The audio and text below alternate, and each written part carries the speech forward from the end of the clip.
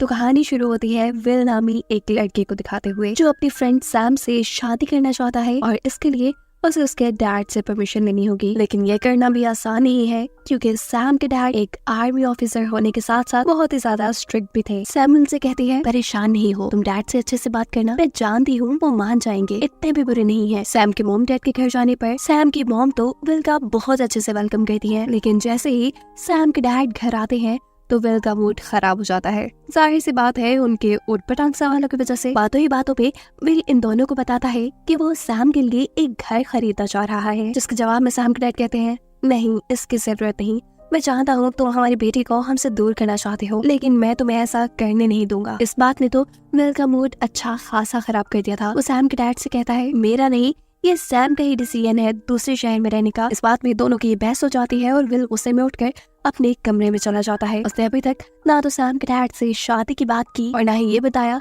कि वो दोनों पेरेंट्स बनने वाले हैं। सुबह होते ही विल को सैम की कॉल आती है। विल का मूड देखकर वो समझ जाती है कि पिछली रात उसके और उसके डैड के दरमियान में क्या बातें हुई थी। वो इस टाइम उसे कहती है कोई बात नहीं, परेशान ना हो, अभी वो लोग बातें ही कर रहे थे कि अचानक सैम के पीछे से कुछ अजीबोगरीब आवाजें आने लगती है, सिग्नल ड्रॉप होते हैं और सैम की कॉल कट हो जाती है। परेशान विल बार बार सैम को कॉल करता है, उसे मैसेजेस करता है, लेकिन उससे कोई कांटेक्ट नहीं हो पा रहा था। वो फौरन से अपना बैग उठाता है और सैम के पास जाने का फैसला करता है, लेकिन जब वो एयरपोर्ट पहुंचता है तो देखता है कि सभी फ्लाइट्स कैंसिल हो चुकी हैं। वो वापस सैम के डैड के घर आ जाता है, जहाँ वो देखता है कि सैम के डैड भी सैम के लिए बहुत ज्यादा परेशान है। वो सैम के पास जाने के लिए फ्लाइट्स खुलने तक का इंतजार नहीं कर सकते थे। वो बाय रोड सैम के पास जाने का फैसला करते हैं और विल से कहते हैं क्या तुम भी जाना चाहोगे। विल के पास भी कोई दूसरा रास्ता नहीं था, उसे भी सैम की इतनी ही टेंशन थी जितने उसके डैड को। वो मान जाता है। ये लोग एक लंबी सफर के लिए निकल जाते हैं और रास्ते में दिखाया जाता है कि शहर का बहुत बुरा हाल हो चुका था। जगह जगह ट्रैफिक जाम थी, लोग अजीब बौखलाए फिर रहे थे, गैस स्टेशन पे रश लगा हुआ था,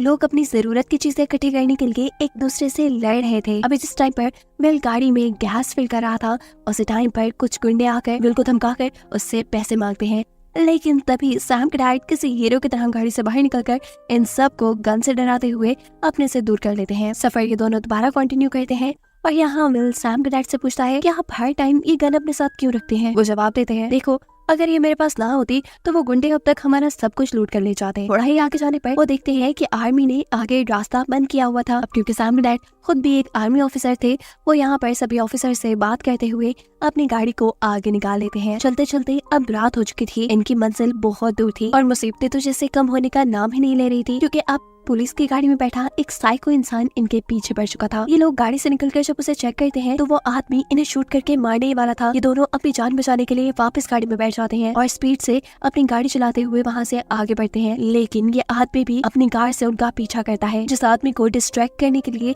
ये दोनों मिलकर रास्ते में पड़ी बंद कार रोड के दरमियान में रखकर खुद अपना रास्ता बदल लेते हैं। अभी ये कुछ ही दूर गए थे कि इनके सामने आ जाती है कुछ हिरन, जिनको बचाने के चक्कर में इनकी गाड़ी का बैलेंस खराब होता है। गाड़ी जाकर इनकी लगती है दरख्त से और इनका बुरा सा एक्सीडेंट हो जाता है।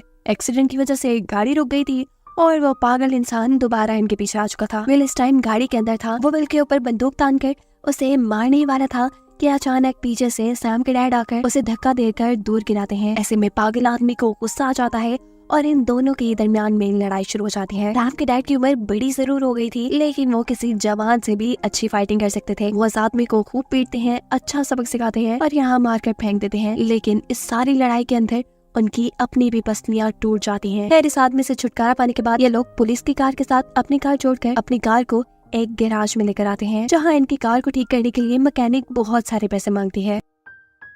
इस मुश्किल घड़ी में उनके पास कोई रास्ता नहीं था सिवाय इस मैकेनिक की बात मानने के। मैकेनिक उनकी गाड़ी ठीक कर देती है और यहाँ ये लोग ये बात जान पाते हैं कि मैकेनिक भी उसी शहर जाना चाहती है जहाँ ये जा रहे हैं। अब क्योंकि सैम के डैड को भी ये डर था कि कहीं उनकी कार रास्ते में खराब ना हो जाए, तो वो सोचते हैं कि क्यों ना वो इस मैकेनिक को ही अपने साथ ले चले। अब ये तीनों अपना सफर कंटिन्यू करते हैं। थोड़ा ही आगे गए थे कि सामने से एक फुल स्पीड में गाड़ी आकर इनकी गाड़ी से टकराती है और खुद डिसबैलेंस होकर उलट जाती है। विल उतरकर चेक करता है, गाड़ी में मौजूद सब लोग मारे जा चुके थे। असल में ये लोग लुटेरों से बचकर भाग रहे थे। जो लुटेरे अब विल की गाड़ी तक पहुंच जाते हैं, इससे पहले कि लुटेरे विल को लूट लेते, वो तेजी से अपनी गाड़ी चलाते हुए इनसे बच जाते हैं। आगे जाते हुए ये नोटिस करते हैं कि आसमान में बादल अजीब तरह से गरज रहे थे। बादलों ने अजीब शेप बनाई हुई थी और बारिश तो इतनी तेज हो रही थी कि वो इस बारिश में ड्राइव भी नहीं कर सकते थे। वो एक पुल के नीचे रुककर बारिश के रुकने का इंतजार करते हैं। आज इन्हें इस सफर पे निकले तीसरा दिन था। रात में इतना मौसम खराब था और जब सुबह हुई तो गर्मी शदीद बढ़ गई थी। पता नहीं मौसम को क्या हो गया। अब इन्हें खाने पीने की भी जरूरत थी, जिसके लिए ये लोग एक स्टोर पे रुक के कुछ सामान लेते हैं और आगे बढ़ जाते हैं। आगे जाने पे वो देखते हैं कि मैदानों में आग लग चुकी थी और ये शायद गर्मी की वजह से ही हो रहा था। ऐसी अजीब तबाही जैसे ये दुनिया खत्म हो रही हो। इसी आग लगे मैदान के पास उन्हें एक लड़की खड़ी दिखाई देती है जो उससे मदद मांग रही थी। विल उसकी मदद करने के लिए जैसे ही गाड़ी से बाहर निकलता है तो पता चलता है कि ये तो एक ट्रैप था जो लुटेरों ने लगाया था। लुटेरे अब उनकी गाड़ी में मौजूद सारी गैस और सारा जरूरत का सामान छीन चुके थे। बगैर फ्यूल और खाने पीने के तो ये जिंदा भी न रहते और अब इनको कुछ तो करना ही था। विल और सैम के डैड अब लुटेरों का पीछा करके उनसे लड़ने का डिसाइड करते हैं। ये तीनों प्लान बनाते हुए तेजी से उनकी कार का पीछा करते हैं, जहाँ पे वो मैकेनिक लड़की गन के जरिए लुटेरों की कार के टायर को ब्रस्ट कर देती है। टायर के एकदम से फटने की वजह से उनकी कार डिसबैलेंस होकर उलट जाती है। उस कार में मौजूद सभी लोग मारे जा चुके थे। कार में से बहुत तेजी से फ्यूल भी निकल रहा था और आसपास आग भी लगी थी। ऐसे ही चलता रहता तो कुछ ही देर में ये कार भी ब्लास्ट हो जाती। उनके पास कुछ ही वक्त था अपनी जरूरत का सामान वापस लेने का। ये जल्दी जल्दी जैसे ही सामान लेके अपनी कार की तरफ बढ़ते हैं तो पीछे से वो कार ब्लास्ट हो जाती है। ब्लास्ट की आवाज इन्हें डरा चुकी थी, लेकिन इन्होंने शुक्र किया कि ये बच गए। सैम के डैड और विल तो काफी नॉर्मल है, लेकिन अब ये मैकेनिक बहुत ज्यादा परेशान है। उसे लग रहा है कि उन सब लोगों के मरने के पीछे उसका हाथ है। वो अपने आप को माफ नहीं कर पा रही और ना ही वो विल और सैम के डैड के साथ अब और सफर करना चाहती है। वो एक बार के पास गाड़ी रुकवाती है। उसकी हालत बहुत ज्यादा खराब हो रही थी। विल उसे रिलैक्स करने की भी कोशिश करता है, जिस पर वो कहती है प्लीज मुझे कुछ वक्त दो, ये इतना आसान नहीं है, मेरी वजह से वो लोग मर गए। विल भी क्या करता, उसे वहीं छोड़कर खुद गाड़ी में आ जाता है। जहाँ विल और सैम के डैड सो जाते हैं और जैसे ही वो सुबह उठते हैं तो देखते हैं कि मैकेनिक लड़की उन्हें कहीं नहीं मिली। वो कहाँ चली गई इन्हें कुछ पता नहीं था। इनके पास इतना वक्त नहीं था कि वो उस मैकेनिक को ढूंढते। सोनाचार ये लोग आगे बढ़ते हैं। रास्ते में देखते हैं कि तबाही की वजह से एक ट्रेन का भी एक्सीडेंट हो चुका था। विल वहाँ चेक करने जाता है कि कुछ जरूरत का सामान उन्हें मिल जाए, लेकिन तभी पीछे सैम के डैड की तबीयत काफी खराब हो जाती है, क्योंकि उस आदमी से लड़ने की वजह से उनकी पसलियां टूट चुकी थी। खराब हालत को देखकर टॉम फौरन उनके पास आता है, उन्हें एक पेन किलर देता है जिससे उन्हें थोड़ा सुकून हो। लेकिन सैम के डैड अब जान चुके थे कि वो ज्यादा देर तक जिंदा नहीं रह पाएंगे। इस टाइम पर वो विल से कहते हैं मुझसे वादा करो तुम मेरी बेटी का पूरी जिंदगी ख्याल रखोगे। वो ये बात विल से इसलिए कह रहे थे क्योंकि इस सफर के दौरान वो जान गए थे कि विल एक अच्छा इंसान है। वो न सिर्फ इनकी बेटी का ख्याल रखेगा बल्कि अपने बच्चे का भी एक अच्छा बाप बनेगा। और ये सारी बातें सैम के डैड के मुंह से सुन के विल की तो खुशी का ठिकाना ही नहीं रहा था। ये लोग खुशी खुशी आगे बढ़ते हैं, लेकिन मुसीबतें कहाँ पीछे रहने वाली थी। यहाँ पे एक बाइक गैंग अब इनके ऊपर हमला कर देता है। इनसे बचने के लिए इन दोनों के पास ही कोई रास्ता नहीं था। विल उन्हें समझाने के लिए बाहर निकलता है, जबकि सैम के डैड उसे एक गाड़ी में बैठकर गाड़ी को आगे भगाने को कहते हैं और सैम के डैड मौका पाते ही पीछे से ट्रक को शूट कर देते हैं। ट्रक में ब्लास्ट होकर आग लग जाती है और ऐसे उस बाइक गैंग से इनकी जान छूटती है।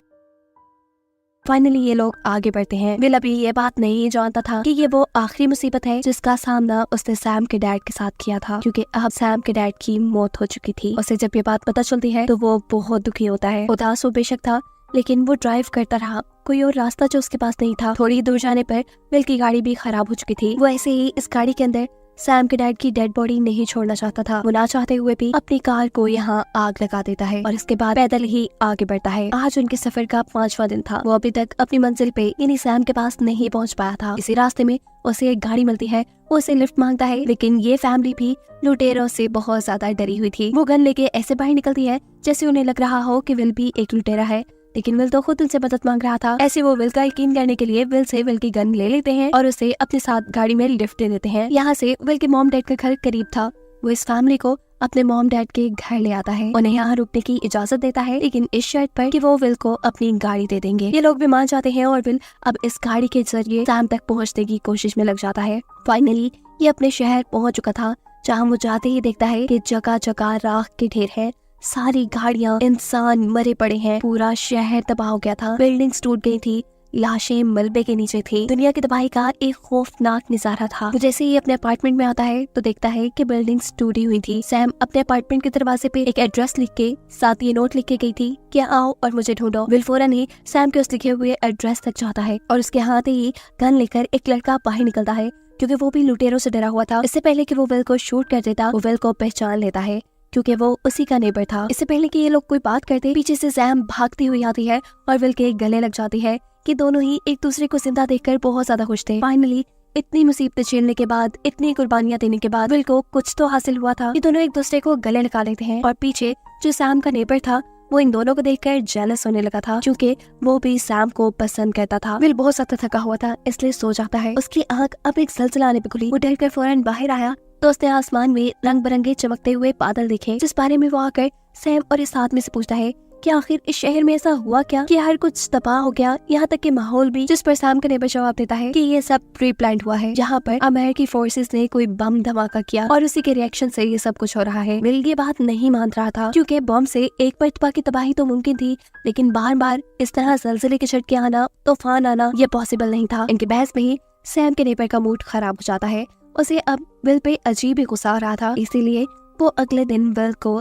घने जंगलों में ले आया, क्योंकि उसके इरादे अच्छे नहीं। वो विल को मारना चाहता है ताकि वो विल को मारकर सैम को हासिल कर सके। वो विल से कहता है कि मैं सैम को पसंद करता था, लेकिन तुम कहाँ से दरमियान में आ गए। ये कहते हुए इससे पहले कि वो विल को शूट कर देता, विल अब सैम की डैड की गन से इस आदमी को ही शूट कर देता है। वो अभी यहीं खड़ा था कि अचानक वो नोटिस करता है कि पीछे से बहुत बड़ा वोल्केनो फटा है, आतिशफिशा फटा है। ये आग के अलावा यहाँ बहुत तबाही लाने वाला था, इसीलिए वो सैम को जल्दी से इस तबाही से बचाने के लिए अपनी कार में बिठा लेता है। ये लोग इस तबाही से बचने के लिए अब आगे आगे भाग रहे थे और तबाही उनके पीछे पीछे थी। ये बच पाएंगे भी या नहीं कोई नहीं जानता, लेकिन अच्छी बात यह है कि ये दोनों अब साथ हैं। और इसी को दिखाते हुए ये कहानी यहाँ खत्म हो जाती है।